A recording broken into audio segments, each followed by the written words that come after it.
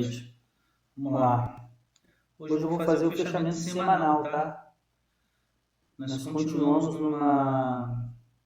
num canal de baixa. Como vocês podem ver, ele toca sempre na LTB do canal de baixa. Os vendedores entram, as médias móveis de 9 e 21 estão para baixo, ou seja, nós estamos abaixo da média móvel de 200, que é essa média aqui. Então nós continuamos no Ibovespa abaixo da média de 200 e nós podemos ir buscar aqui. Tudo isso porque nós estamos aguardando o pacote de corte de gastos do governo, que veio se arrastando durante essa semana toda e agora com feriado, talvez na segunda-feira. Então o Ibov fecha hoje positivo ou 0 a 0, com 0,5, 0,05. O dólar, vamos falar do dólar. O dólar abriu hoje assustando um pouco, né? O dólar abriu hoje dando uma paulada para cima.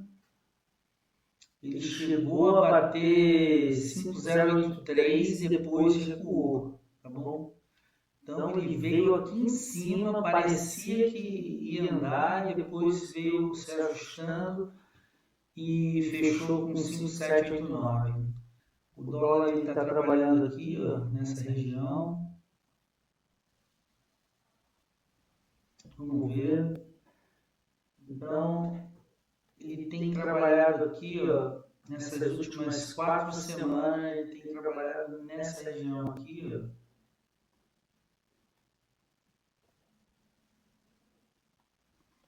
Então, vamos ver o que vai acontecer na próxima semana depois do anúncio do corte de gastos. Tá bom? É uma congestão, tá, pessoal? Vamos aguardar. Os bancos, vamos falar, Itaúsa, semanal da Itaúsa. Ruim. Peraí, vamos fazer aqui um negócio interessante, ó. O Ibovespa fecha a semana com 0 a 0, 0,03. O dólar 0,61, uma variação de 35 pontos, isso é praticamente 0 a 0. A Itaúsa fecha o semanal com menos 2,53. A Itaúsa apanhou bem, ó, no semanal, virou as médias para baixo. Tá? Pode estar vindo buscar aqui a 200. O Bradesco, ele fecha o semanal com 0,15, abaixo da 200. Tomara que aqui ele tenha encontrado o fundo dele e comece a se recuperar. Banco do Brasil, abaixo da 200, fecha o semanal em 2,39, para vocês verem como que os bancos estão fracos. A Vale fecha o semanal dela com 6,25, deixando um gap semanal horroroso, podendo vir buscar aqui, ó. Se ele perder essa resistência aqui, gente, ele entra aqui num vaziozinho gráfico e pode vir buscar números mais agressivos ainda. A Petrobras fecha a semana dela até certo ponto boa. Vamos ver quanto. Petrobras fecha com 3,01 positivo. Então, praticamente a Petrobras acabou segurando a bolsa, porque se a Petrobras estivesse negativa também, meu amigo, a vida seria dura. O ZIM fecha em 2,40 negativo. LREN fecha em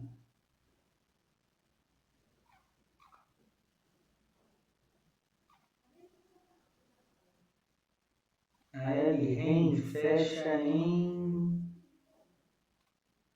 2,83 negativo. JHSF fecha a semana em 1,98 negativo. Ou seja, a semana ela foi muito ruim para o Ibovespa. Muito ruim. A JHSF não virou as médias para baixo. Ela bateu na 7,2 e segurou. Então, para a semana é uma ação que eu tenho que observar. Vamos voltar aqui para fazer uma análise mais detalhada.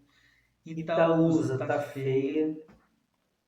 Pode valer a pena comprar umas puts aqui embaixo. Ainda é uma tendência de alta, não virou as médias completamente para baixo. Ainda tem possibilidades de andar. E ela só não anda se romper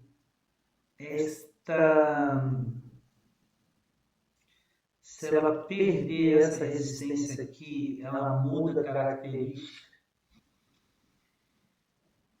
Então eu posso pensar, se eu tiver algum recurso para o início do mês, de vender puts e pensar em entrar aqui para fazer um dividendo sintético no Itaú. Bradesco eu não tenho interesse em entrar agora. Banco do Brasil me parece bem amassado, talvez uma venda de put fosse uma boa possibilidade. Vale me preocupa neste momento, em virtude desse vazio gráfico aqui. Essa aqui é uma região de vazio gráfico. Se perder essa resistência aqui, ela entra no vazio gráfico que preocupa, tá, gente? Isso aqui é um vazio gráfico que pode ser preenchido, tá? Então eu fico muito preocupado porque a próxima resistência é aqui embaixo. Vai depender muito do minério de ferro. A Petro tem uma LTB aqui para vencer. Ela precisa romper isso aqui para poder andar. Ou seja, a hora que romper aqui,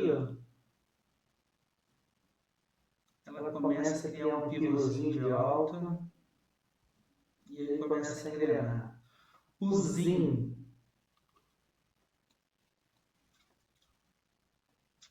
fecha a semana